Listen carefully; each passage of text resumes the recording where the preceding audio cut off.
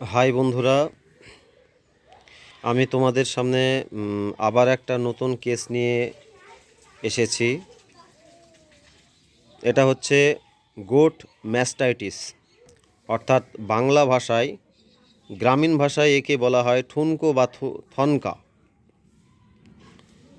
তো আমি আপনাদেরকে এই বার্তা পৌঁছাতে চাই যে ম্যাক্সিমাম ছাগলের থনকা 100% খারাপ জায়গায় যায়।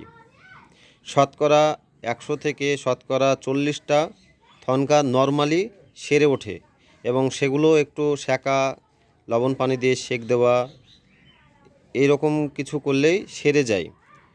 থনকা অনেক রকমের হয়, যেগুলো ক্লাস্ট্রিডিয়াম ব্যাকটেরিয়া,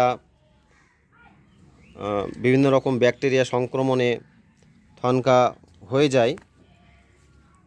এবং যে ছাগলগুলি প্রথম অবস্থায় ঠুনকো দেখা দিবে, সেগুলো জরুরির জন্য পশু চিকিৎসকের পরামর্শ অনুযায়ী সাথে সাথে চিকিৎসা করান।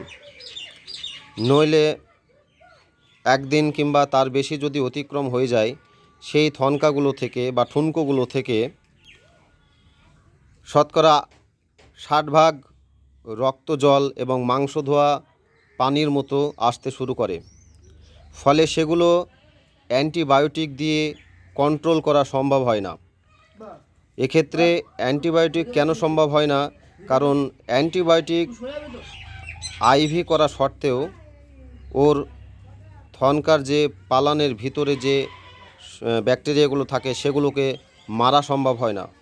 তখন আমাদেরকে ম্যানুয়ালি পালানের ভিতর দিয়ে কোনো অ্যান্টিবায়োটিক পুশ করে চেষ্টা করা হয়। সে সত্ত্বেও দেখা যাচ্ছে 60 থেকে 80% ভালো হতে চায় না। তাই ঠুনকো যাতে না হয়, আমাদেরকে সেই ব্যবস্থা করতে হবে।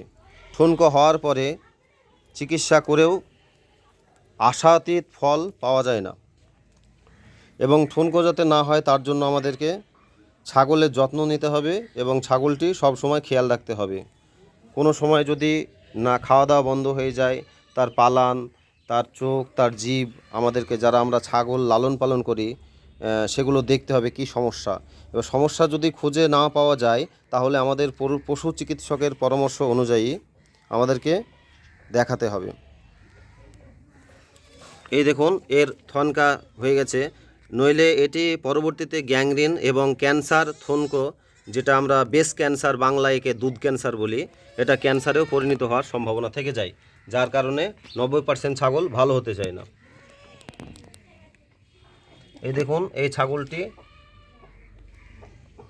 ডান সাইডের যে পালানটা ফুলে আছে,